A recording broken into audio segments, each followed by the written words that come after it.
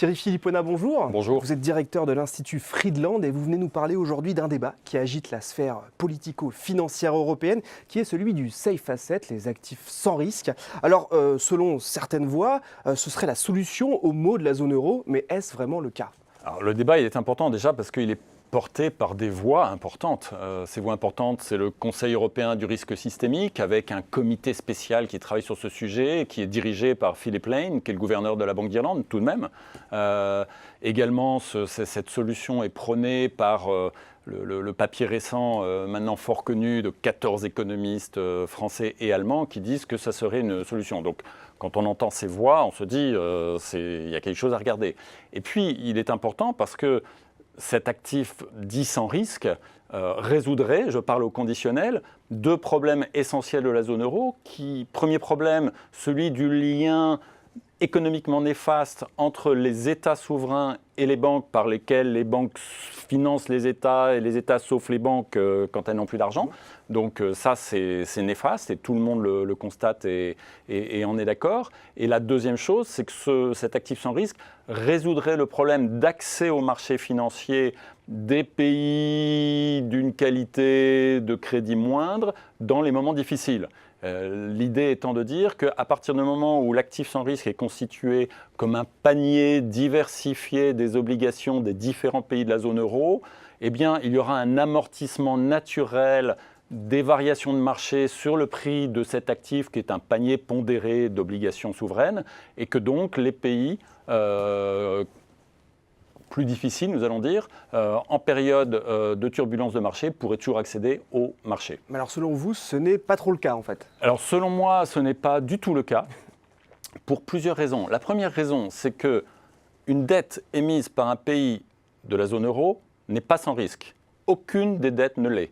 Si aucune des dettes des pays de la zone euro est sans risque, il n'y a aucune raison pour qu'un panier constitué de ces dettes le soit. Première chose.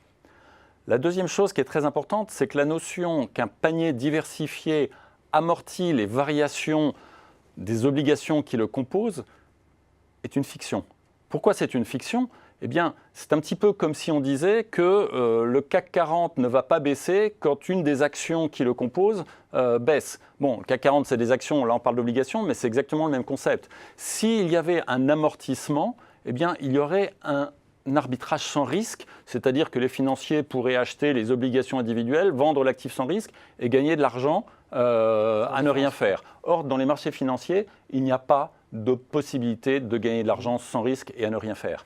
La troisième chose, c'est que si les banques aujourd'hui achètent les obligations de leur état d'origine, ce n'est pas parce qu'elles ne savent pas elles-mêmes composer un panier diversifié d'obligations. C'est trivial pour un banquier, pour un investisseur, pour un trésorier de banque de constituer un panier.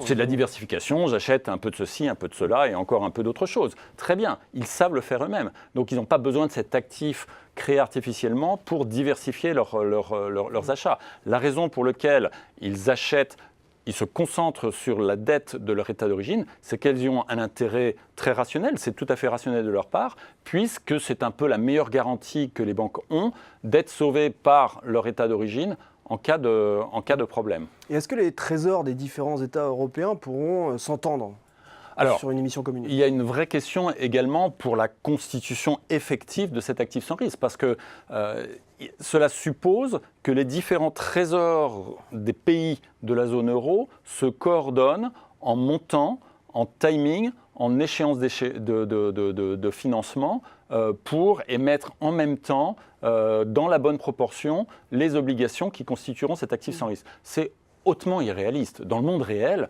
les besoins de financement d'un pays et d'un autre répondent à de nombreuses variables, mais ces variables ne sont pas concomitantes ni corrélées. En somme, on est encore dans les défauts de l'ingénierie financière ? On est clairement dans une solution d'ingénierie financière. Or, il ne faut jamais oublier que l'ingénierie financière, toujours et partout, c'est de l'habillage, c'est du window dressing. L'ingénierie financière ne peut jamais cacher les réalités économiques fondamentales. Donc concentrons-nous sur les réalités économiques fondamentales plutôt que d'imaginer un tour de passe-passe qui permettrait de les cacher. Eh bien, merci beaucoup Thierry Philippona pour cet éclairage sur les safe assets. Merci à vous.